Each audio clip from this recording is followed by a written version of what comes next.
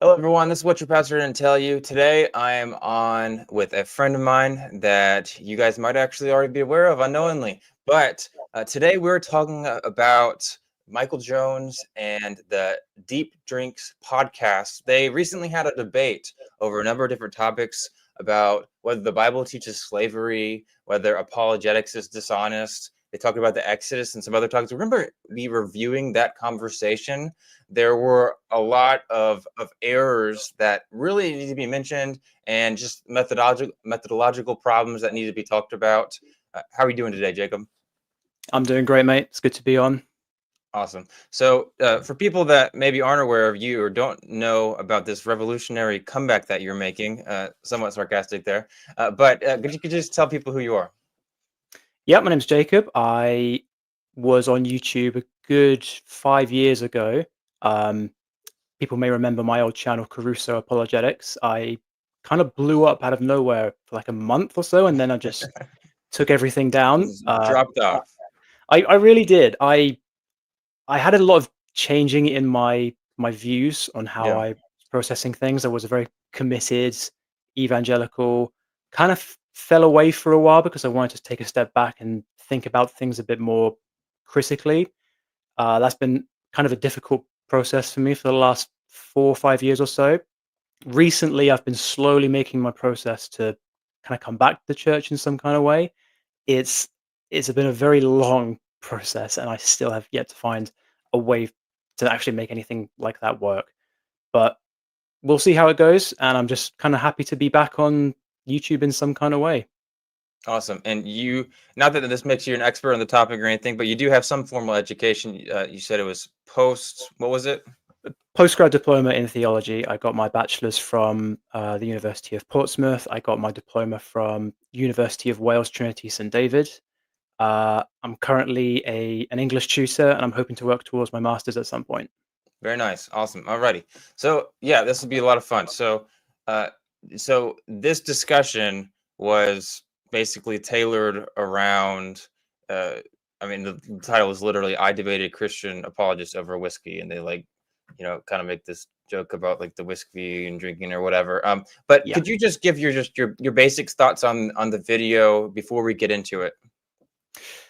Well, where to start? I mean, for one thing, I had to watch this whole debate like snippets. Like you're watching a really bad movie, and you have to watch it in segments over like a week or so. Mm, That's how I felt like watching this. At each section, I had to pause and just look away for a while because I was so irritated by some of the things that were being said, mostly from the host David. He seems like a swell guy, loves his whiskeys clearly, but I am. It's really irritating to hear some of the things that he has said, and it just doesn't make a lot of sense why he would say some of these things. So I'm kind of disappointed by his performance. It was kind of a funny back and forth between him and Mike. Um, there were some things I think went a little too far, and I want to go through some of that as well. But there mm. are some preliminaries I think we should go through before we look at this debate. Uh, First of all, we know that David didn't prepare for this debate. Now, if possible, could you pull up the "Is Christianity Harmful" debate that they did in January of last year? I was Yes. comparing some of their um, discussions, and I found some kind of strange uh, repetitions, should we say. It doesn't really make a lot of sense why he keeps repeating some of the things he said in this previous debate, but I think it's worth pointing out. Yeah. So this is this is a year ago. Yeah, so I have a timestamp there. 11 minutes, 2 seconds. Could you just go there where he talks about his lack of preparation? Again, look, guys, I haven't prepared studies for this because I wasn't treating this like a debate. Michael's got billing off the top of his head, but Is that it? So yeah, that's important because I understand why he wouldn't prepare for this discussion. He's marketed it as a heated discussion, which is basically a synonym for a debate. But fair enough. That's his shtick, you know. He just wants to do an interview. But in Yeah. in this one, it's the exact same thing. So if you head back to the video that we're looking at, and if possible, go to 1431, he will basically say the exact same thing. God to move at the same rate as like humanity, like as humanity gets more like progressive and moral, like God seems to as well, which is it's strange to me, but that's beyond the point. It seems kind of odd. You keep saying like declaring. I was a little off there. It's all right. Just a rookie. That's all right. I'm not experienced like you are. I actually deliberately didn't prepare for this, so I'm not sure if you saw my video. Yeah, that's funny. It's very ironic, the repetition there. Yeah, and we're going to see so much of this in this debate. It is kind of uncanny how much that will be taking place. I have other things that he will repeat as well, literally word for word. And I just want to ask, why is he not more prepared for this debate? Why has he not changed the script? There's no excuse for him to not be prepared this time. And he will repeat the same hypotheticals. He will repeat the same thought experiments, same kind of anecdotes. And it makes you wonder why he's made zero progress within nearly 2 years of having Mike on. It's the same guy, same topic, and he repeats the same kind of stuff. And so I'm thinking, when they get into the topic of whether apologetics is dishonest and that kind of intersection between scholarship and religious faith, I'm trying to work out who is actually the one who has stalled in their search for truth. Is it Michael or is it David? And I think what we'll see by this constant repetition of the stuff they did in the last debate from nearly 2 years ago, probably not going to be Mike. I would also want to point out David's previous fundamentalism is going to continue influencing his views in this debate throughout the entire thing. It really doesn't seem that he's left this mindset behind, and it's an old tale. We've heard of people exchanging one kind of fundamentalism for another, and that's really unfortunate. But he appears to think that this kind of naive, straightforward reading of the Bible is some kind of valid response to IP's this huge wealth of data. And we can dispute that data as well. I don't completely agree with Mike on all the things he says in this debate, but it's just ignorance, I think, and it doesn't make a lot of sense why he's not changed this script. And I think the last thing before we actually start is I know this is meant to be an informal debate between the two. Like they're chatting, they're having whiskey, it's fine. There are going to be points where David is one step away from calling Mike just a liar outright. And given that he's flown to Australia for this debate, I'm not really sure how Michael was able to kind of keep his, decorum intact. I don't find a lot of his arguments convincing at all. But if there's one thing that would bring me back to the church, is that kind of self-control and restraint that he exercises when his host is basically calling him a liar. I don't understand how you would do that to your guest, but I don't know. We'll take a look and we'll see what other people think.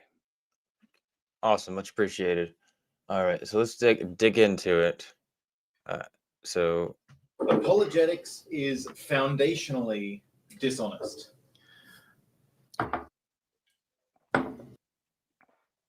Okay, you're neutral on that.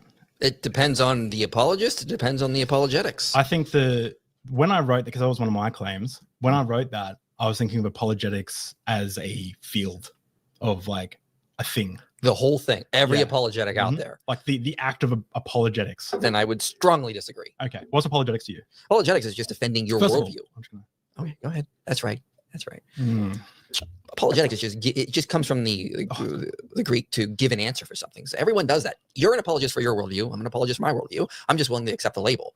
Everyone does apologetics for things. You could be a political apologist for your political ideology. You could be a religious apologist. You could be an atheist apologist. Because if it's just, we're talking about it generally, like as you did, it can just be anything, really. The thing is, like, there is no way I could tell you something right now that you'll be like, you won't have an answer for like, and you'll find a way to make it work, right?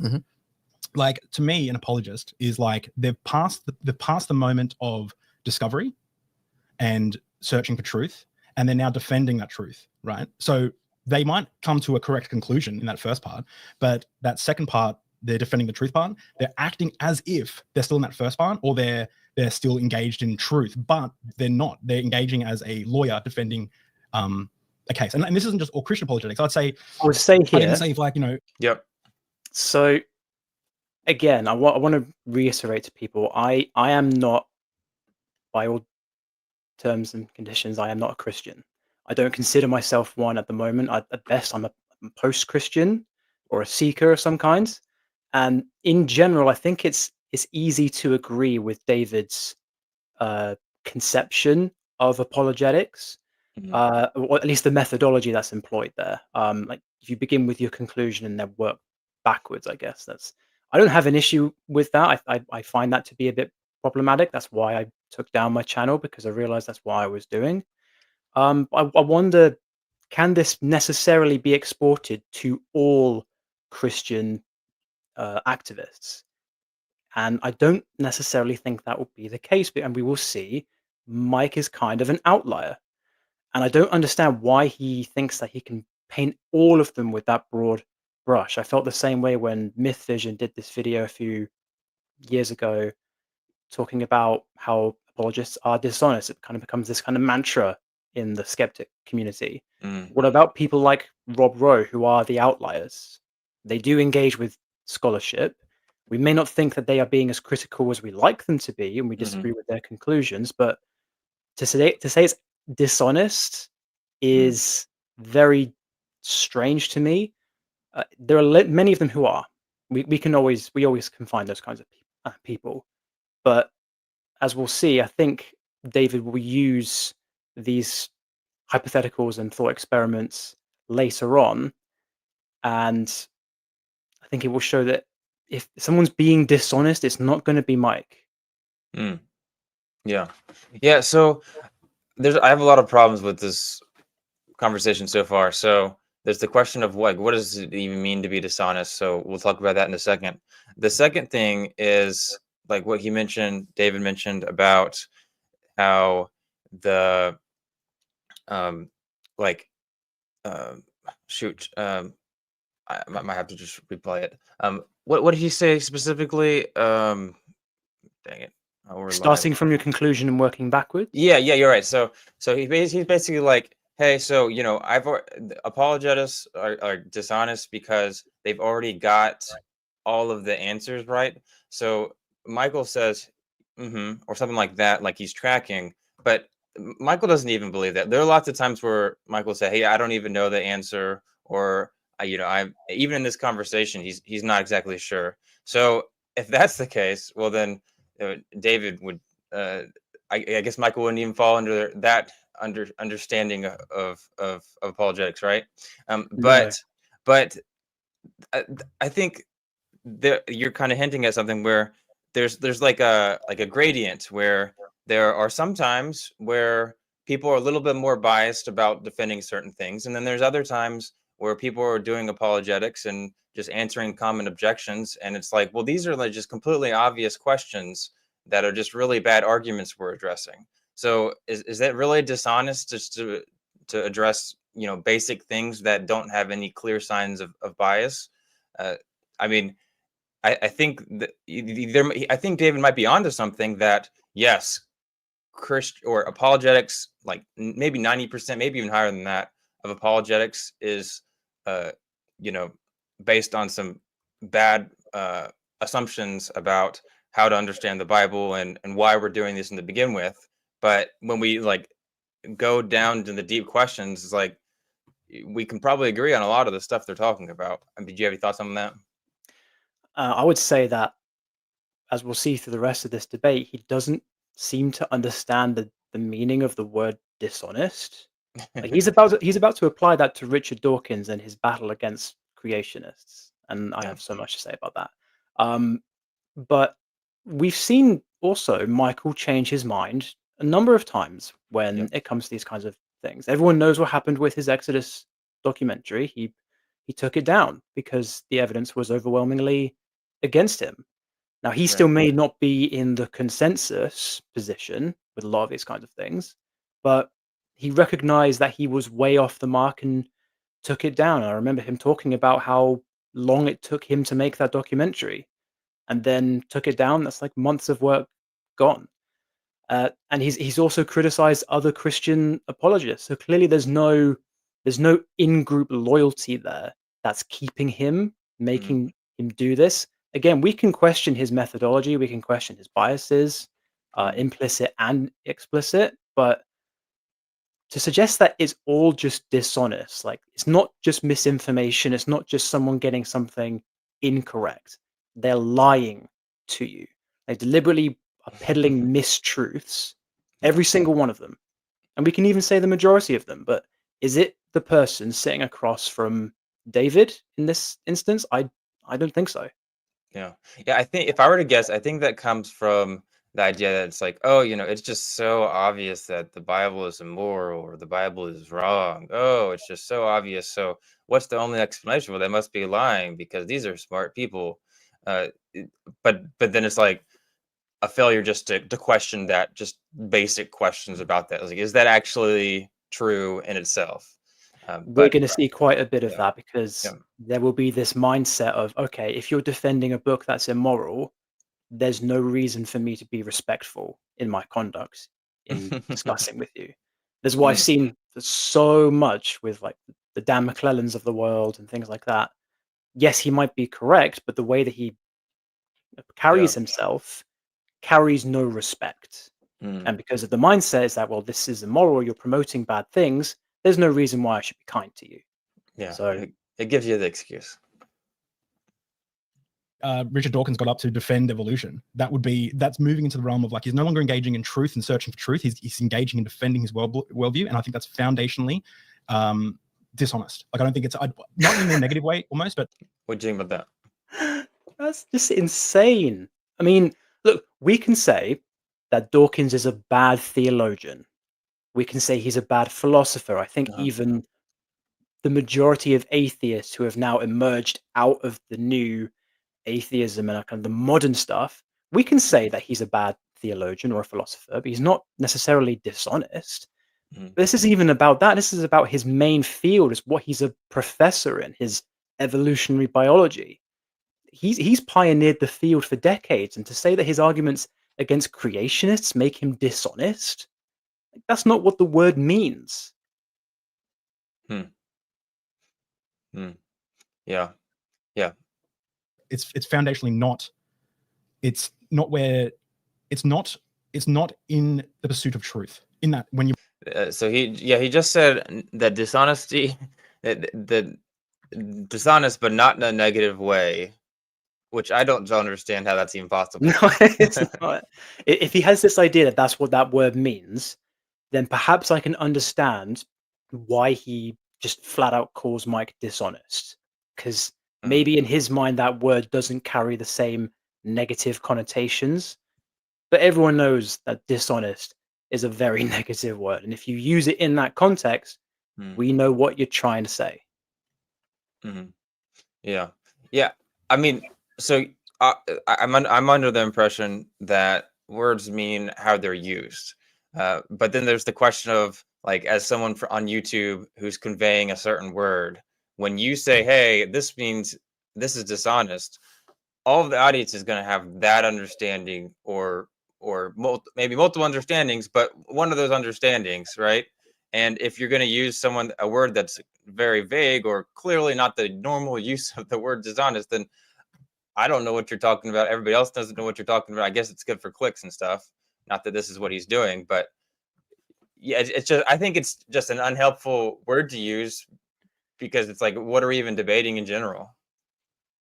Exactly. I do wonder what his mindset is when using that particular word, because the person he's calling dishonest is sitting right in front of him, and he's flown out from the States to Australia to be part of your podcast. So let's just follow the logic simply. If apologetics is dishonest and there is an apologist in front of you, that person is doing dishonest apologetics, therefore you think IP is a liar. And look, he has a lot of haters, and people do think that he might be a liar. But there's no other option in their mindset. There's no option for maybe he's misinformed, maybe he's just plain wrong, he's incorrect. No, there has to be some kind of moral condemnation of what he has done. And I don't believe that for a second. Yeah. So your next note is at 652. So did you just want to skip there? Yeah, let's skip there. Where we talk about like moral intuition and slavery in the Old Testament. Let's do that. Okay, well, there's two ways you can do that. Mhm. You can come up with all sorts of things that are ad hoc, they're not in the available data, or we can go see what the Bible says. And so we can look at certain places and go, well, what about what Jesus said in places like Matthew 19, where the law of divorce was given because your hearts were hard? Well, hold on. He's saying there were parts of the Levitical law that were given because the Israelites had hard hearts, and that the way that it was set up in the beginning was not the way it was so. So there were concessions given. You go to a place like 1 Samuel 8, where they say, we want a king. And Samuel says, this is a bad idea. You don't want a king, but God's going to allow it because, you're insisting on it. So he's going to adjust his covenant with you to allow for you to have a king, even though it's a bad idea, telling us that Israel's covenant with Yahweh could include ideas that were bad if they were hard-hearted and insisted on it. So I'm not going to ideas outside of the Bible. I'm using the biblical corpus to show there is this tension here, and you can see progressive revelation, this idea of moral progress happening. God allowed certain things early on that he then later came and said, no, not anymore. Like take Acts 17:30. In the past, he allowed times of ignorance, but now he calls all men to repent. We can infer from that verse that, yeah, there was an earlier time where men had hard hearts, places like Matthew 19, Acts 17:30, and then now God is progressing us to a better place in the new covenant. And then you can look at aspects of the new covenant, like Ephesians 6, for example, Galatians 3, there's neither Jew nor Greek, male nor female, for you're all one in Christ. So I mean, like, but what you're engaging in now is apologetics, and yes. I would say it's dishonest. How? Because you're not taking what the Bible says, which is this is how you own slaves, this is how you beat slaves. Just spent a time quoting the Bible. I was quoting the Bible. What am I taking the Bible says? I quoted the Bible. You're quoting these soft, warm, like hippie at Woodstock, like this is what it means, man. Verses, but when it directly says, all right. So any thoughts so far? I mean, how much time have you got? I mean, first of all, I think before this, he was talking about the moral intuition of slavery and how Mike said, "Oh yes, there is chattel slavery in the Old Testament. How do we make this work?" And then he says, "What you're doing is apologetics. You're trying to take something external from the Bible and fit it in." I'm just thinking, what exactly is wrong with that? Like, if this is how the abolitionists did this in the 18th and 19th centuries, and they were importing anti-slavery things into the Bible, let's just say that that's what they were doing, and many do think that's what they were doing. What is this? Like, what's wrong with that? Like, is it not a good thing that that's what Christians are doing? Is it not a good thing that social theology is malleable and can change over time? Are we not meant to have some kind of ethical trajectory? Does he want Christians to be pro-slavery because that's what's in the Old and New Testaments? Like, I don't understand what he wants from them, really. Yeah, that's a good question. If I were to try to take his perspective, it seems like he is like, hey, this is what the Bible says. It's pro-slavery because you got all these verses in the Old Testament that are, there. It's like, slavery or slaves should have this, and they should be treated this way, and yada yada yada or whatever. And then you have New Testament where there's no mention of slavery being abolished. And I think he wants to say, so the biblical writers, when they were writing this, probably were pro-slavery, at least in the Old Testament. And then even though it doesn't specifically say, slavery is good, that's one of the assumptions of what they're writing. Of course, that's very different than saying, hey, slavery is good. So like, they're not making an argument for slavery. And I think that's maybe where the disconnect is, because the way Michael and a lot of Christians wants to read the Bible is, what is the text teaching compared to, like, what are the background assumptions into every single argument in a specific verse? And what it just says, which again, we're going to see a lot of that in this debate, where it's just not what it teaches or what it means, or what's the elocution of the text. It's just what it says.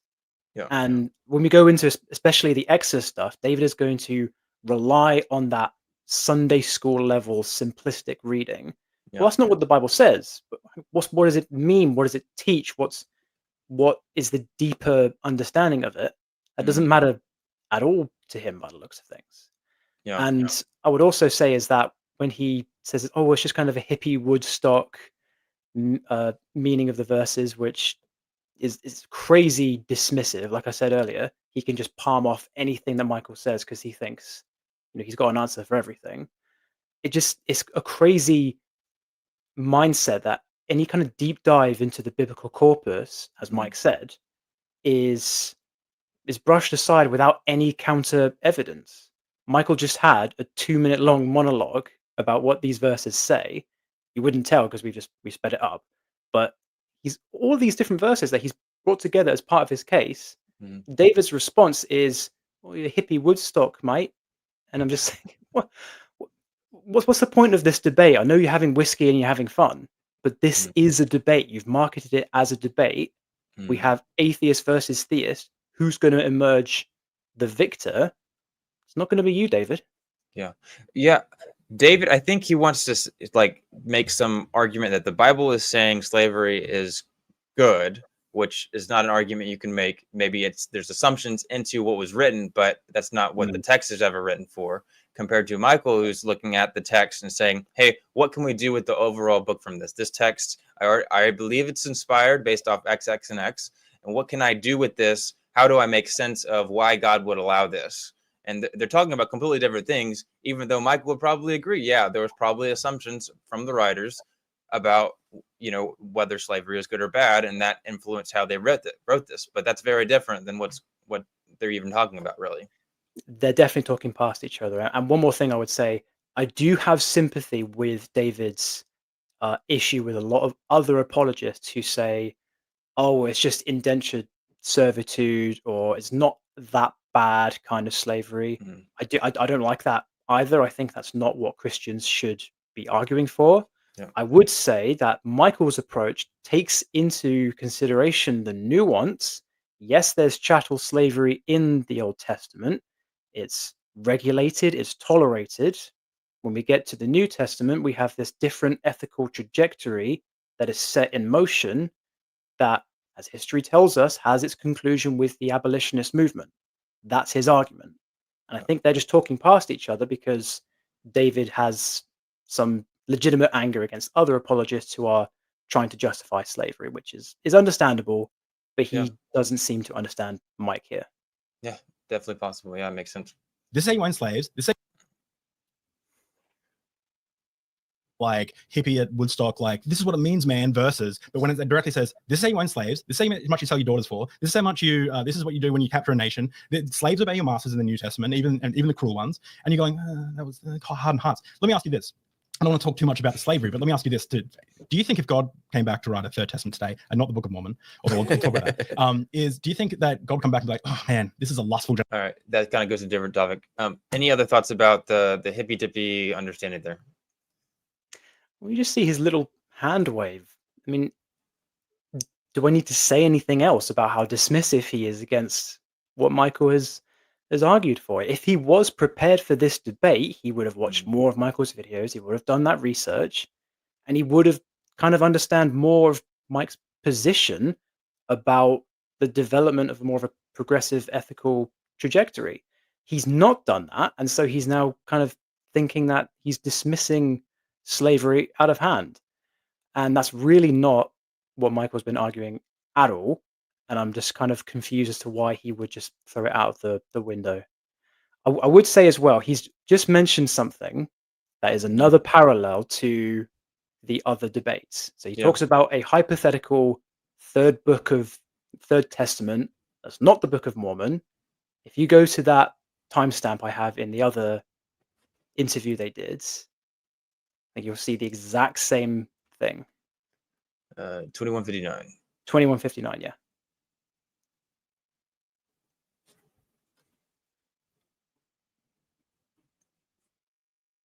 I have to put it on the screen. Oh, I can't hear it. Oh, you can't hear it. No. That's awkward. So let me just run this like test by you, okay? Let's say that we lived in a society. Let's say there's a third testament that comes around that isn't the Book of Mormon, but it's like, there's another 10 commandments come down. Oh, you still can't hear it? No, I can hear it, but I'm just thinking he's used the exact same thing. Exact same example. The exact same hypothetical thought experiment. Like, this isn't Pine Creek. You're trying to use the exact same script you used nearly 2 years ago. That's wild. And you're trying to suggest that Mike is the dishonest one? You haven't changed your script for nearly 2 years, and you're using these same hypotheticals with the same guest on the same topic. What else can I say about that? Yeah, that's that's very fascinating. I mean, it sounds like to me he's like, hey, yeah, I need some content for the channel. Let's get Mike over here. I got some notes already wrote. Don't know where these came from, right? I wonder if he paid for his flight. Hey, honestly, he probably did. I hope he did. That'd be expensive coming from, was it Arizona he's coming from? Yeah. To Australia? I can barely get out of my country. Unless Mike just happened to be coming over there, which is theoretically possible. Who knows? But all right, was that all you had to say there? Yes, I had another note at 16 minutes where they're still talking about slavery. Okay. I would say we skip over quite a bit of Yeah. basically him calling Mike dishonest in that part. And then he laughs and says, "Oh, it's with love and respect." But is it?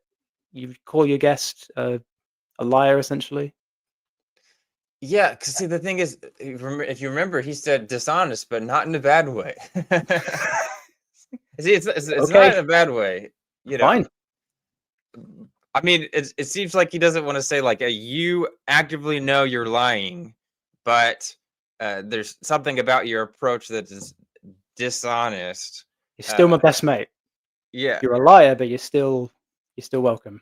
I mean, I guess it's okay. Like, it's not as morally culpable if you have a lot of bias, as someone, I really want this answer to be correct, so all my arguments are going to go towards that, whether or not, like what I'm communicating to you is actually my main intention. I guess there's some dishonest aspect there, but it's not conscious, but that's still in a bad way. So maybe he means like not in a morally bad way. So, yeah. What other bad way could it be? I don't understand Yeah. what he's trying to say. Yeah, I don't know. David will comment on the channel and he'll say something nice like yada yada yada. You're a loser, and this is what I mean by bad way. I'm just kidding. He wouldn't call me a loser. All right. So 1611, right? Yeah.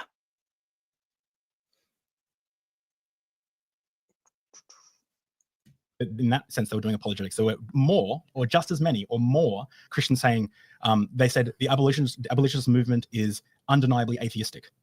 Oh yeah, that's completely wrong, because the Christians were arguing from their Bible, and even scholars like Robert Fogel pointed this out. But they were arguing they were equally or more on the other side arguing to keep slavery, and this is only in America, by the way. So let's think about that. Every culture around the world justified slavery with whatever they had. No, they didn't. Like who? There's heaps of the Aboriginal Australians had no slavery. What are you talking about? There's no slavery in Aboriginal cultures in Australia, as far as I understand. They didn't have a complicated system of like taxes. Matter. Why do we need every hunter-gatherers had slaves. Okay, so sorry, if we're going to talk about societies, like, so we're not talking about like the mobs in Australia, right? So okay, there was Sam Harris always brings up the who are those dudes who like brush the ground all the time? Jains. Yeah. I mean, you had slavery in India, for example. Like the Jains, that religious institution didn't like condemn slavery and doesn't have any harm to anybody. Yeah. So I don't know a lot about Jain system, but what I'm trying to get at here is like slavery is literally ubiquitous across the entire world. All of a sudden in the Christian tradition, something happens. But no, it's not. In societies, again, there are huge like hunter-gatherer populations and like island groups that did not have slavery at all. So what you're basically referring to is we're making definitional differences. Yeah. Hunter-gatherers have slaves. They just don't call it. There's a tribal leader. Everyone does what he says or else they get killed. That's just a common. That's the proto idea of slavery that comes out. Two tribes fight. What do they do with the women and the children? They bring them back or they kill them. What happens with the women and children? They're slaves. Okay, like that's what I'm talking about. So when we're talking about the actual institution of slavery, the reason why we all think it's wrong today is because Christian abolitionists were arguing from the Bible, convinced everyone from the Bible that it should be wrong, and now we all say we don't like it and it's wrong. Meanwhile, you go back to the Roman Empire, there were some Stoic philosophers that were like, yeah, slavery's bad, but it's a necessary evil. No one questioned it, like questioning like why is water wet, until Christians came on arguing from the Bible that is wrong. So going back to the main point, for you to sit and go, what about this? I think he nearly got them there. Slavery's wrong. This verse. You want me to keep on? Yeah, I think David nearly got Mike there with the indigenous argument. I had never heard of that before, and I tried to do a little bit of research into it. I couldn't find anything about Australian Aboriginals and slavery. Okay. what I would say is that there was definitely slavery in Australia. It was brought by the colonials, of course, and this is true. I don't think it's relevant to the point that Mike is making because it's just a whataboutism. It's not addressing the fact, as he's now moved on to talking about the abolitionist movement and its Christian nature. I don't see how bringing up how this, like the hunter-gatherer societies didn't have slavery, pushes back against whole histories of entire civilizations where slavery was the norm. It's like it's like the exception that proves the rule, I think.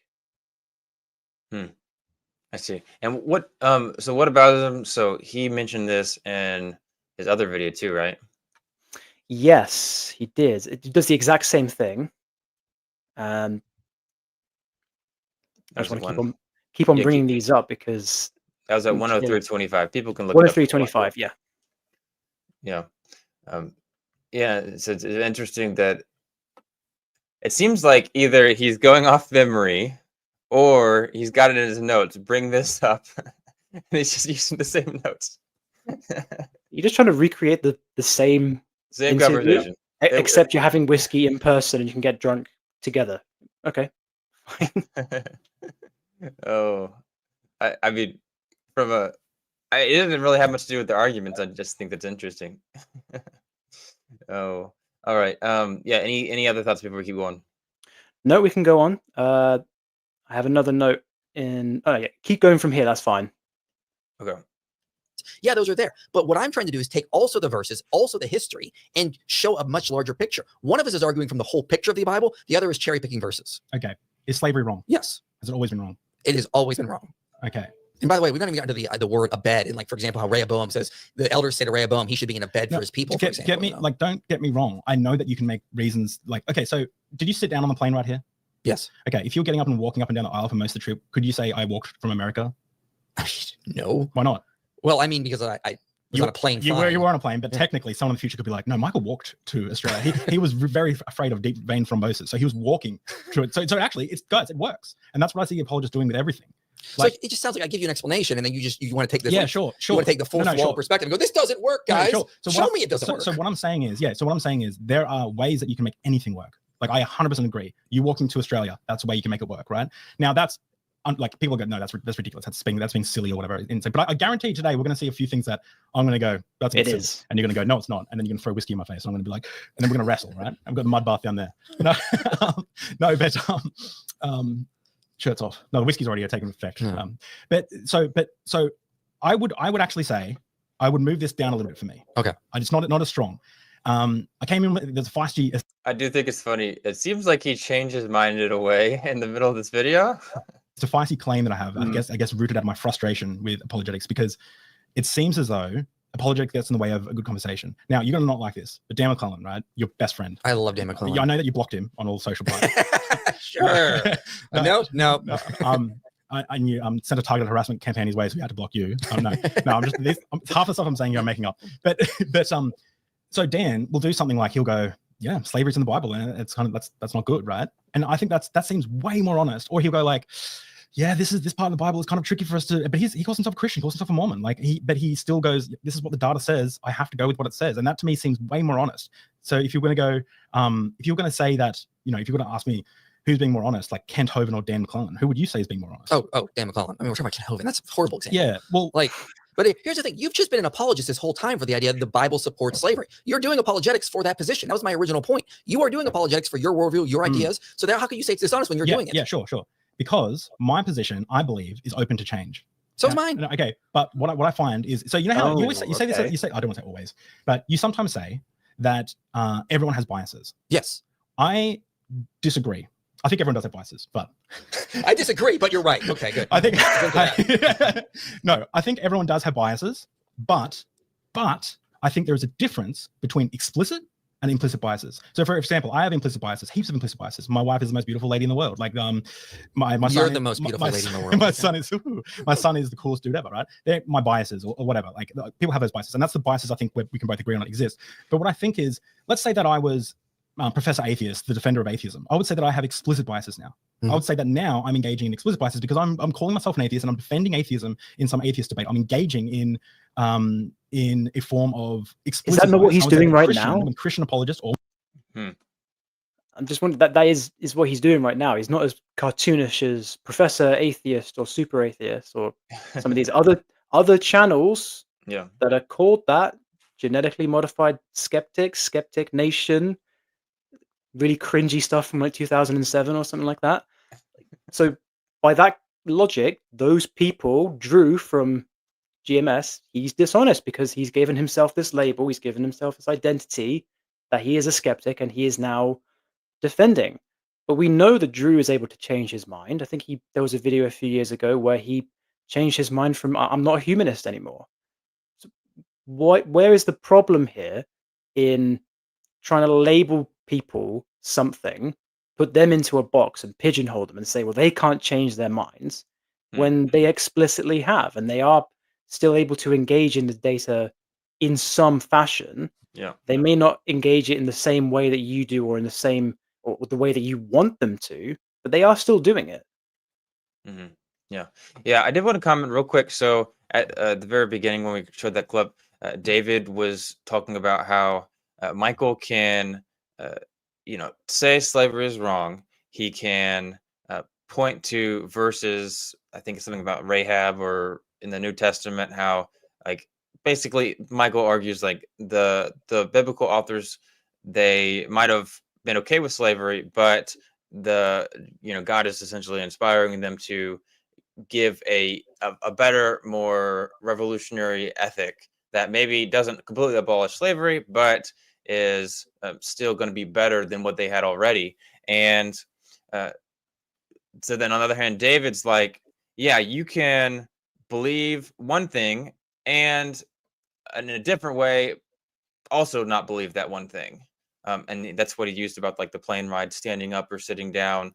I think David is true. I like as a Christian, I'm perfectly fine with saying, hey, the biblical authors in the Old Testament seem to be okay with slavery, and I could see how someone would say that the Old Testament laws are pro-slavery. Not in that they're specifically saying that. There's a different purpose for what they're doing. Like Jonathan Adler mentions that Judaism doesn't start until like the 2nd century BC. So we have hundreds of years where these Old Testament laws are not being used. Okay, and this is something that John Walton's talked about for a long time. These laws have a different purpose. At the same time, I can read a biblical text and be like, yeah, if that is a more like an actual command that someone was supposed to follow, you're supposed to have this slavery in this way, then yeah, like that's immoral. And at the same time, there are other verses that talk about how or give a better understanding of ethics. And then the question that Michael's trying to do is say, hey, how do we make the best sense of this data? So I agree with like these seemingly contradictory understandings. The question is just what do we do with that? And I think as Christians, we should be okay with saying that like this is okay. Like I think that from a lot of apologists don't want to say, hey, yeah, this verse like has some problems. They only want to talk about the good things. But did you have any thoughts on that? I know that was just a brief mention there. Yeah, I'll just think, does David apply the same standards to himself? Because he is there talking about implicit, explicit bias. He does say he does have those implicit biases. Do those biases necessarily put a barrier in front of you that prevents you from doing actual research? Yeah. Now, we can say for a number of apologists, yes, that is true. A lot of them want to say the slavery in the Bible is just not as bad as you thought it was, man. That would be the hippie interpretation that David was accusing Mike of doing, because that's like, oh yeah, we're all kind of okay, it's fine. Not actually addressing the disturbing parts of the slavery in the Old Testament. But what's not being addressed there is, again, that ethical trajectory. When I was reading a lot about Paul, I'm always drawn to William Webb's progressive trajectory. I'm not sure if you've come across that before. Yep, I interviewed him on the topic. I'll have to watch that. That is so. It's not watertight, but I think it is something that really illuminates Mhm. in light of the abolitionist movement, in light Mhm. of the history of Christianity, not just around the world, but your country, my country. I'm reading books now about the history of Christianity and how it has been quite benign in building these kinds of institutions that you're not necessarily going to get just from the Bible. There's Mhm. this residual fundamentalism of like sola scriptura in David's argument there. And that just ends up becoming a massive caricature because that view of the Bible is globally a minority view. It's like, oh, I'm just going to use the Bible solely for my morals, or think that that's how Christians have thought throughout history. Mhm. And anything that cannot be explicitly derived from the Bible is extra biblical and was therefore influenced by the Greeks or the Enlightenment thinkers. And therefore, we can't credit Christianity for the good things that have happened in history because of those institutions. I think that's just not the right way to go about talking about this. And if David had just done a little bit more research and understood Mike's position better, he would have known that, Mm. but he didn't. Yeah. Yeah, I find that really interesting the way you put that is because from David's perspective, I'm sure he's okay with saying contradictions are in the Bible. So can it not be the case that, hey, there are some pro-abolitionist or pro-abolitionist like arguments that the biblical writers were not making this like super hard stance on slavery or like chattel slavery, and at the same time there are other writers that are saying, oh yeah, let's go for slavery, it's that's what we want to do. It seems like David should be okay with that, but it doesn't seem like David wants to argue that. It seems like David wants to say all these other verses that seem to be abolitionist are just not in the text, but these other pro-slavery ones are in the text. It seems like what's going on, but I don't know. And even if the only verse that they can cite is that one in Ephesians 6 where it talks about masters do the same to them. I can't remember the exact verse, but even if that is the only one, that verse is still very much something, as Mike has pointed out, it's undermining the foundations of slavery. And if that is how Christians have used that verse, whilst also using the other ones to justify slavery throughout that history, developing it over time, I don't see what David's problem is. Again, I think he has that residual fundamentalism where it has to only be the Bible. Let's only get our morals from the Bible. Another hypothetical that he does in the other debate that they did, and that was really annoying because it just puts you in a box that only the Bible is relevant for these kinds of things, and it doesn't seem it doesn't work with reality. It's just one of those silly Pine Creek hypotheticals that doesn't work when you compare it to reality. Very fascinating. Okay, so next let's move to the Exodus. So should we just start right at the first time they talk about the Exodus? Yeah, start from the beginning, and then probably go to 48, unless it's right next to where they're beginning to talk about it. I don't know when it starts. There was an exodus from Egypt as described in the Bible. Bring it. Oh man. All right. Okay. So I guess so. Make your fallacious case. All right. So let's be clear. I'm not going to argue for the miracles. I don't think that's possible. Wait, what? Why? Because isn't that in the Bible? Wouldn't you have to be already down to agree? So what I basically argue is that from the available evidence, what we can say is that there was a group of Semites or Hebrews living in Egypt. They experienced natural disasters. They interpreted it as the idea that their God is calling them out. They left, not so much with the approval of the Egyptians, but they ultimately agreed. They thought it would end the plagues. Then they resettled a generation later in Canaan, destroying Jericho, Hazor, setting up Mount Ebal site, resettling Shiloh, creating a population explosion. That's what the available evidence gets us to. Okay. And what does the Bible say? Basically that, but then it also says that God brought them out and he did miracles to do so. That's a big part of it, right? And like the fiery mountain and like the 10 tablets. Like, do you believe Moses existed? Yes. Why do most scholars and Assyriologists think that there's no way Moses existed? Yeah. Or at least not the Moses as described in the Bible. Why do they think that? And why do you have a different opinion? I don't want to psychoanalyze people. So no, I'm not asking to psychoanalyze. I'm asking like why you're going against what. So a lot of scholars will date the Pentateuch, the first five books, the 5 books of Moses, to a much later period. They think a lot of it was evolved over time, and they invented this Moses figure to justify later political ideas. I'm not convinced the evidence actually supports that from various reasons. I think there really was an historical figure. Now, again, as far as I can argue for, I mean, like, it's obviously it's harder to argue for the miracles, but I think we have plenty of evidence there was a group of Semites that migrated out of Egypt into Canaan, leaving things like the destruction of Jericho, Hazor, similar aspects. What's the, and I'm asking, genuinely asking, because I always forget and the whiskey's already taken effect, but I'm genuinely asking, what is the scholarly consensus about all of this? So here's what I'm gathering. And Before we go into that, it I'd seems like that to say, Uh-huh. with, because the consensus stuff doesn't really matter to me at all. With, he's talking about, like what I said before, only wanting to talk about what the Bible says, not what it means, not the teachings, not the narrative. To his credit, Michael shouldn't have put his little glass on the strongly agree. If he's not going to argue for the miracles because he doesn't think that's possible, he should probably put it like somewhere between agree and strongly agree. Because if you strongly agree, you think you can probably prove the miracles. So maybe that was a mistake on Mike's part. He shouldn't have done that. But even if it was just put to agree, and that would be what he is able to argue for, the insistence that it's only what the Bible says counts, and he then goes on to talk about the numbers not being exactly accurate, and this whole rabbit hole about not trusting the English translations. You again see that residual fundamentalism dictating how he is able to have this conversation. This entire segment, they don't talk about a single shred of Exodus evidence.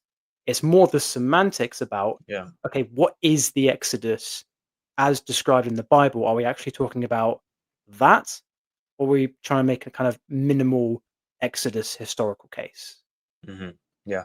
I think Michael, he takes the word Exodus as, I guess, the minimal idea of what the Exodus is.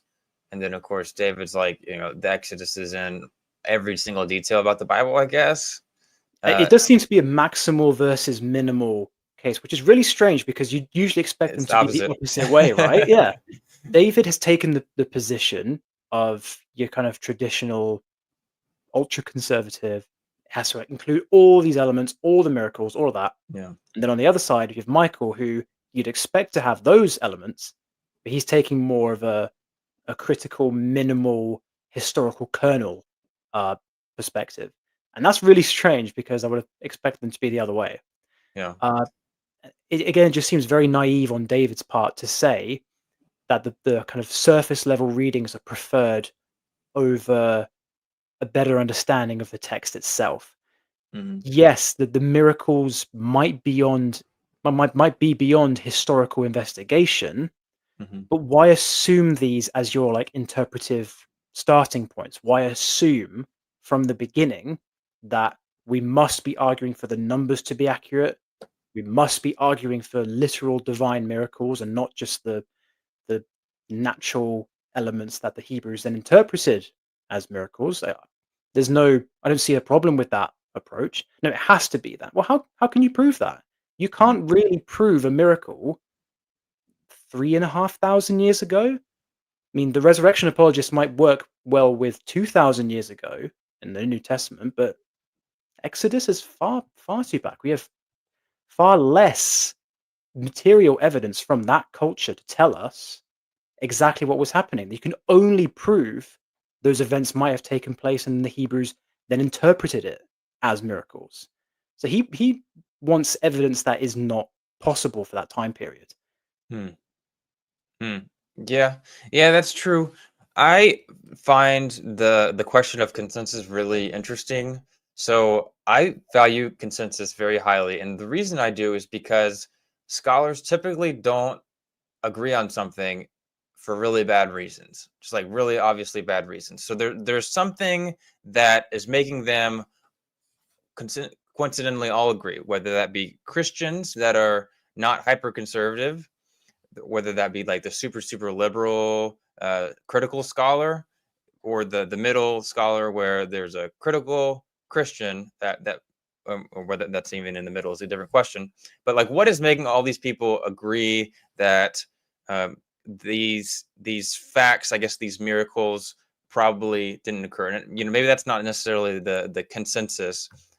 There's, I think they mentioned briefly that or they should have mentioned at least that there's lots of scholars, even non-Christians, that do believe that an Exodus occurred. It was just a very small group, not what the biblical text is describing.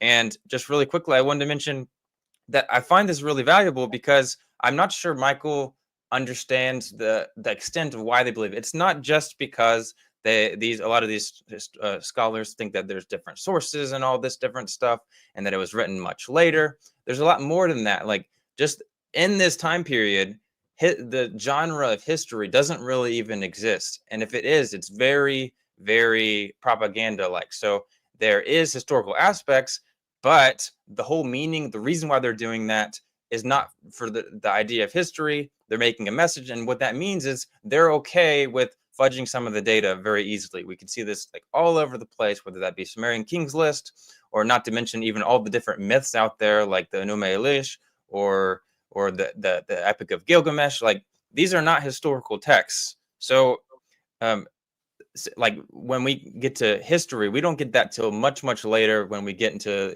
Greek times with Apologists and all that kind of stuff. So there's aspects of it, and what I'm saying is that when we just compare the biblical text with other genre of this time, or other texts of the time period outside the Bible, like, we don't see this idea of history. So when biblical scholars are, whether they're looking at the archaeological evidence and comparing that with the biblical text, it's like, well, like, why would I accept every single detail in the biblical text? Because I wouldn't accept it as historical, like a 21st century journalistic account anyways. So So I mean, that, like, I think that completely changes our conversation. It's not just these sources. There's a lot of extra reasons, not to mention that the biblical text is written in Hebrew, a language that didn't exist at the time of the Exodus. And every single Christian, maybe even the King James onlyists, would say that, like, the biblical writers and the Torah are writing, or the text we have today is not the original text, because it was clearly edited. There were cities that are mentioned that were not even existing at the time of these stories happening. So, and the language is different. So changes had to happen. Okay, that's not up for question. You can't and this, escape it. yeah, and the people that are making these changes, even when we look all the way up to the Dead Sea Scrolls, that from the first century BC to first century AD, even in that time period, they are okay with changing the text. That, like, in the Book of Jubilees, okay, they change the what's the word? They make, so, and the whole narrative of Abraham and Isaac, when God's like, hey, go kill your son, and in the end of the story, it's like, well, I didn't actually, I wasn't intending you to do that. It was a test or whatever. And the Book of Jubilees, it says, Mastema told Abraham to kill his son. Mastema is supposedly like this devil character this time period. So, like, that makes sense. The writer's okay with changing things, and you might say, okay, well, the Book of Jubilees isn't in the Bible or whatever, but that's not according to the Dead Sea Scrolls. That community, the Essenes, they're okay with all these different changes. And you get, like, the text of Jeremiah that clearly has lots of editing going on. Like, this is, like, there's no canon to this time period. The texts are fluid. The difference between what is it? I can't think of the word. Also, even Isaiah with the editing that happens in that book. Yeah, there's a lot that goes on, and, like, most of the stuff, like, conservative Dead Sea Scroll scholars agrees with. Like, there's just a lot going on. Okay, so and that's all the way up much later, even when they have a lot of history being started with the Greeks, and even the scenes are being influenced by Greek culture at this time period. So they know about the idea of history, but they're still perfectly fine with just changing their what they considered scripture, their inspired text. And then that same idea of, like, changing scripture, you see that all over the place in the Mesopotamian world with the different flood epics, and as I said before, Enuma Elish being influenced by previous texts. So, long story short, I'll make a video one day, but there isn't any specific reason why we have to hold that the Torah is just like completely a historical account. That just doesn't seem to be the intention when you gather all of the data from the world and how people saw literature and scripture in general. Any thoughts That's the there? exact same. That's the exact same point I would make to David, because throughout this entire discussion, there is that assumption that literature somehow counts as like a photograph snapshot of what is exactly happening, Yeah. and no matter how much you want to tout the of inspiration or inerrancy, you're not going to escape the human element. Hmm. And one of the books I've been reading recently that has really changed my mind was this one by Kenton Sparks, God's Word in Human Words. Oh, It's okay. actually recommended to me by Dan McClellan, I'm sorry to say, but it is genuinely a very impressive book that says, look, you have these issues with numbers, chronology, historical events. Mhm. We can't just do the apologetic scuffle as some evangelical scholars unfortunately do, and we have to reckon with them. But there are precedents for us to understand these texts in a kind of context of faith while acknowledging there are errors. I don't Mm. think David has considered the possibility that we could genuinely be believers Mm. and participate in this community of faith while accepting, look, this book has errors. Mm. You know, it's adequate, it is sufficient, but Yeah. again, as he says in all these discussions, it's either perfect, it's the ultimate word of God. It's like, am I listening to a skeptic right now? Or am I listening to something from, I don't know, some really conservative pastor in, I don't know, Alabama or something? This is not exactly what a skeptic, supposedly free thinking person should be doing. Yeah. It's a caricature and it should be thrown away for something better. Yeah. To be fair to David, so he is responding to Michael. So hypothetically, maybe that's why he didn't consider this idea or whatever. But no, yeah, I think you're definitely right. I think that is definitely should be in question here because they weren't talking specifically about inspiration or even inerrancy in general. They were just talking about whether the No. Exodus occurred, and that's the big thing. And that is the problem with this whole segment, is that they don't get into any actual evidence. It's more about Yeah. the semantics of what do we accommodate the Bible as saying, what can we prove through history? Yeah. And that leads to a whole bunch of other problems. Yeah. Okay. All right. What else do we have to say here? 40, What 48? 4048, yes.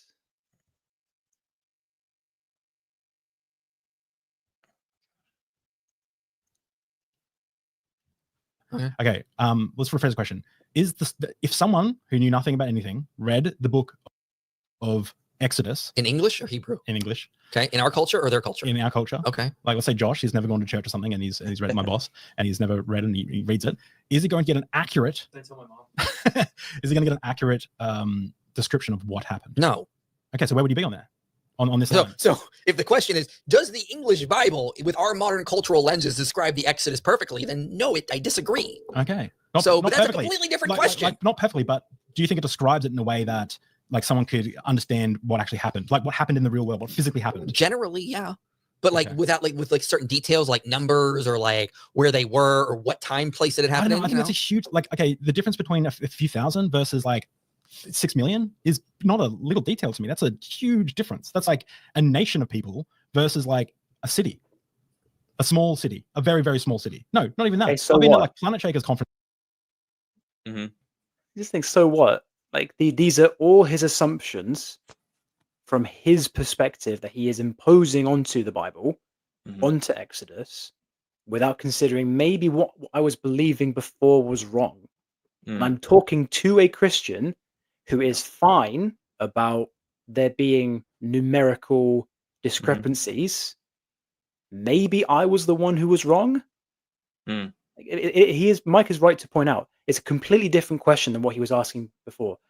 English translations, are they depicting it accurately? Versus what does the history say, which they never get to because they're stuck in the semantic game they're playing.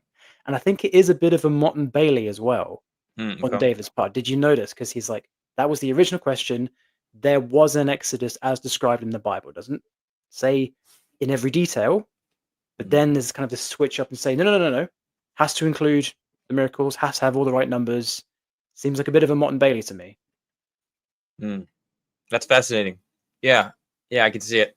Yeah, I just find it really interesting. I don't know what David's getting at, honestly, because whether or not someone writing 2,000 years later in a different language, in a different context, with different uses of hyperbole, like, just isn't very helpful for me. It's like, it's just, these are like, this is like I don't know if you in your schooling, if you ever did this, but like Edgar Allan Poe and all these other writings, just even like 100, 200 years ago, like I'm reading that in my education in my class, which is just a basic like literature 101 class, and I'm like, I don't have a clue what I'm reading. I don't have a clue. I've read ancient literature almost all my life. I'm relatively educated, and I don't know. Now, there were other people that did know in the class, but I just was completely lost almost entirely, and somehow I got a B. Okay. Well, I'm an English tutor, so I have to understand those kinds of Okay, texts. well, there you go. All right. But you need so much background knowledge to understand these texts, right? And it's the same thing. And that's only like 100, 200 years or whatever. The biblical text is so much longer ago. They had so much more ideas. So I'm just like lost. Now, I do think it is important to, to debate the question of like, oh, is it 2 million or is it 100,000 or what? Yes, that is a big aspect, but I think that's just a very basic thing. I think most people should be okay with saying, hey, like there is translation ambiguity, or it's just hyperbole. That happens all the time in the ancient world. So like that shouldn't be a big deal at all. Like what they're discussing really doesn't have much influence at all about like if like reading is this text describing a historical exodus? I would actually come back to what you mentioned about like reading like century-old English literature. When it comes to my students, and this is something that's important for the believers who watch this and are like, well, I need to know all these kind of things about the text. There's a difference between a sufficient and adequate understanding of it, and then the kind of understanding that Mike brings for his arguments. When I teach my students and they're going in for their exams, they don't need to know all this context about Daphne du Maurier or Charles Dickens or Thomas Hardy, all these kinds of authors. They don't need to know about the background. They don't need to know about the worlds. They can still get the gist of it from simply reading it. Now, that's because they're only going in for a small exam. Now they get the right marks, and then they will use that to go off and get their job. They'll probably never read those books ever again. Like, it hurts me to say that as an English tutor, but that is the case. They don't need to know all those details. Now, if you really want to dive into those things, and you have a passion for it, and you want to share that passion with others, it might be important to know those kinds of details, and that's the kind of details that Mike gets into, the details that you get into on your channel. These are the kind of things for the people who want to know these kinds of things. It's not absolutely necessary for everyone, but there is that kind of sufficient understanding. I think another analogy is one that Rob from Sentinel Apologetics pointed out to me one time, is that you can explain astronomy to a child. You can explain things like the expansion of the universe to a child and they'll understand it. But you're not going to explain to them redshift or cosmic microwave background radiation. You're not going to explain that kind of stuff to them. They'll have an adequate understanding of it, but if they want to go deeper, they need to know those kinds of things. And so for the Christians watching, I just want to emphasize is that the sufficient, I guess you could say what was it called? What was the doctrine? It's like the clarity, the perspicuity of Scripture, that kind of idea. For the longest time when I was a Christian and kind of waning in my faith, I always doubted in that. I was like, of course it's not clear because you need to read all these books and stuff to try and understand it. Whereas I can still get the message, but if I want to dive deeper and really understand it, I'm going to need to start reading a bit more. So Mm. people can understand these things, but if you want to get the juicy details, you've got to dive deeper. Mike has dived deeper, David hasn't. And there's where the clash is. Yeah, I can see it. All right, I'm going to 42:30 now. Yeah. Alexander, they're not getting accurate information, No. are they? No. Cool. So when someone reads the English version of the Bible, they're not getting accurate information about the story of Exodus. On certain details, yes. No. But you're No. Like the whole story. You're But- extrapolating from some issues and then talking about the whole general picture. From what I understand, most scholars say there might be a guy called Moses, right? Most scholars or a seriologist, like just insert whatever like specialty field works with. Did Moses exist, right? They'll go, yeah, maybe Moses existed, but he probably wasn't like this like Herculean, like 2-tablet Egyptian, like born Hebrew. Okay. It probably wasn't all those things are probably like added things. I can get on board with that. That makes sense to me, but that's not what the Bible says. So when someone like when my dear little grandmother reads the Bible and goes, "This is what the story of Exodus happens," then I don't think she's getting an accurate representation of what actually happened, if it did happen at all. Your grandma's based. So like what are you talking about? Because we keep shifting from this detail to the general picture. Let's stay. Are we talking about the general picture? I or are we would talking about say- the specific detail. Well, the specific details. Isn't that exactly what I just illustrated with my students? Yeah. That with his little grandma who reads it and tries to understand it, there's a very different topic going on here. His grandma's not concerned about Egyptology and advanced historiography. She can still read it and kind of understand the narrative, but if they're going into the details about history and all these kinds of things, she's going to need to dig a little bit deeper, and then they'll find things that might be kind of problematic. But that's not the conversation being having. He's now changed the conversation to talk about the average person's experience. And again, it screams to me that kind of fundamentalism that he came from. The average person can just pick up the Bible and just read it and understand it. Okay, but to what degree?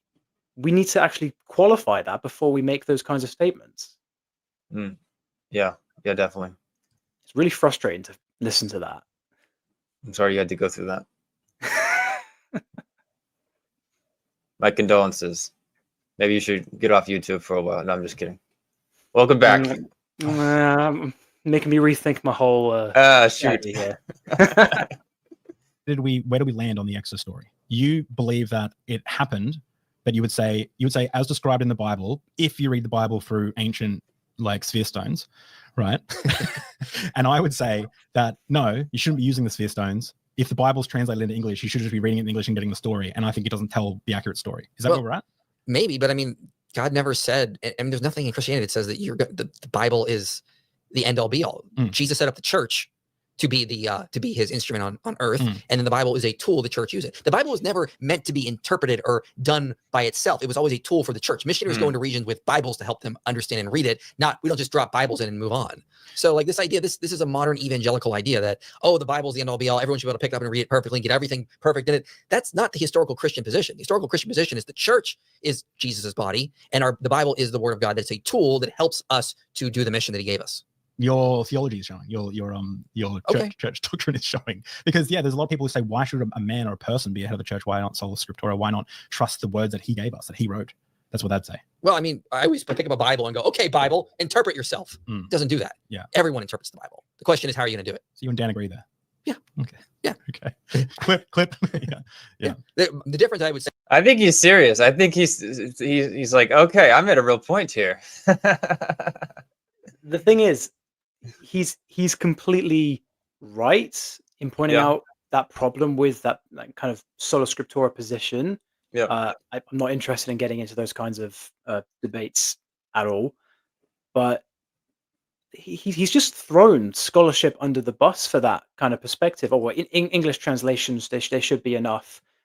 It shows that you haven't actually understood the translation process, David. The act of translation is interpretation. The very act of trying to decide what this word means in our language requires a degree of bias in the translator. And so, of course, there are going to be inadequacies in the Bible, especially when you, again, go down this route of wanting to read the scholarship. You will see there are many different options that have been presented to scholars. Some have decided to go this route. Some have decided to go the other route. And it seems to me to be an excuse to not do the hard work uh, and try to understand the text better and see whether it is compatible with personal faith.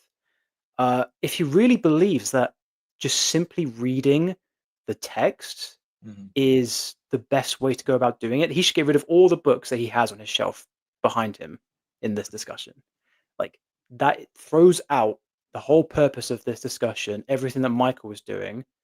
And no disrespect to David whatsoever. Again, he seems like a swell guy, but it makes me wonder, what does he have to actually contribute to these discussions? Like, is he pushing the dialogue forward? Is he actually improving our abilities to understand the Bible Hmm. and foster these conversations and maybe present people who are believers with alternatives to come out of fundamentalism, which we all agree is harmful? But is he providing people with those avenues? Has he pursued those avenues himself? His own admission says, I haven't prepared for this debate. Clearly not. You've not changed your mind for the last 1.5 years. That's not our problem. That's his. Hmm. Yeah. So I think that's all the notes we got there, except for you mentioned the other video, is Christianity harmful? A few anecdotes there, and that David mentioned some hypotheticals. Did you have anything to say on that? Yeah, we don't need to go back to that one. I just wanted to emphasize the fact that that discussion he had before 1.5 years ago parallels this a bit too much. It shows that he hasn't developed his position. He hasn't made progress in his understanding of these things. And if it was with a separate person, I would understand that. But it's with Mike again on the same kind of topics, talking about slavery, talking about morality, talking about the nature of apologetics. Mhm. If he hasn't changed his positions on these kinds of things when Michael addressed them nearly 2 years ago, again, it's not Mike's fault. It's not our fault. It's not anyone else's fault. He just hasn't developed his ideas in response to criticism, which seems to indicate that he is the one who has stalled in his development of his ideas. Is he the apologist now? Is he being the dishonest one? I don't think he would put himself into that bracket. But not in a Even though, harmful way. No, yeah, not exactly. in a Yeah. negative way. Out of love and respect, I am dishonest. That makes sense. Yeah, no, that was more of a joke for me. But I think I definitely agree. That's really interesting because not necessarily, bad on David, just bad person, or, whatever, we all make mistakes. We're all in this growing process. We except for Jacob here, who isn't on YouTube, so he, not publicly at least, maybe you're learning, not public, okay, not maybe not learning non-publicly either. Not yet, no. But no, like, everybody publicly who does YouTube needs to go through that process of learning and growing and just getting better arguments. Some of us are slower than other, and that's okay. Maybe it's a little embarrassing. Maybe we might look a little bad, but at the end of the day, that is okay. We should be more than happy to say, hey, that's a really interesting argument. Let me change my mind, even 2 years later, or a year later, or whenever the other video was. Yeah, no, I really appreciate you coming on here, Jacob. I think that you made a lot of really solid points and could be really helpful for maybe other atheists or even Christians that are kind of going through the same experiences that Michael and David both are doing. So any last thoughts before we get going here? I would just reiterate what you said, is that everyone is going through that process. No one stops learning. I think the moment someone says, I I will stop learning at this point, they're the ones who have a problem. And what I saw in the debate is that Dave said he's open to learning. Mike says he's open to learning. I was just pointing out who has actually made the most who's progress, who has done the most learning in the last year and a half since their previous debate. And I certainly have a lot more to learn. This is my first time back on YouTube in like 5 years. I've tried my best to do as much reading in that time as possible. I'm slowly starting to develop better ideas about how I can accommodate critical perspectives into faith. I'm not quite there yet, but I'm trying to get there. And I just hope that this is helpful to people who may have seen this debate, and they will understand, hey, you can try your best to incorporate them. It won't be perfect, but I think that assumption of perfection and that kind of certainty is very harmful for people who benefit from their faith, but also want to embrace the critical perspectives. That need to be perfect is not going to work out. It didn't work out for me. It's not going to work out for anyone else. So just be open-minded about other perspectives to the best of your ability, and just buy lots of books. That's all I can say. Yeah. Yeah, you're right. You know, you can't live on YouTube. I learned that very early. You can't live on YouTube and learn all you need to know, sadly. But that's why my channel exists, to get all of those books that Jacob you love and try to put that on YouTube so people can learn a little bit. So if you enjoyed this video, make sure to check out my other videos, like and subscribe so that you can make sure to learn more about just the type of the Bible in general. I have lots of different scholars, whether that be atheists or Christians, from all different angles on to help us understand the biblical text better, and Christianity and history and all that. So yeah, thank you so much for coming on here, Jacob. Maybe in like a billion years, you'll be like, hey, I'm going to make a channel again. And then we can put that link in the description. But until then, once again, thank you for coming on. It's been fun. And I hope everybody has a great rest of your day.